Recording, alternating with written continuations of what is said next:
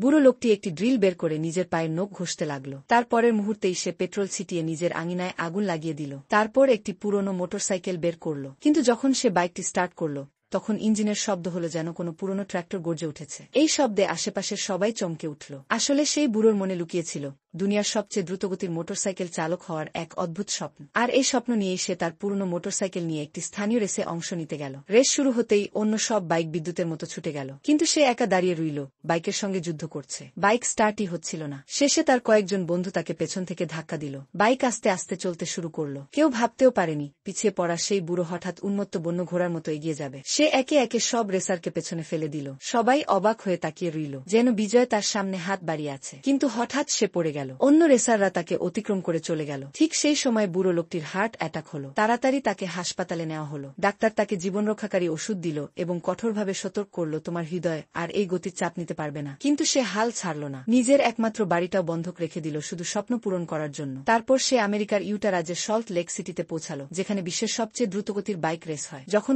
Next পার্টের জন্য like করুন, শেয়ার করুন আর সাবস্ক্রাইব করতে ভুলবেন না। See you in the next part.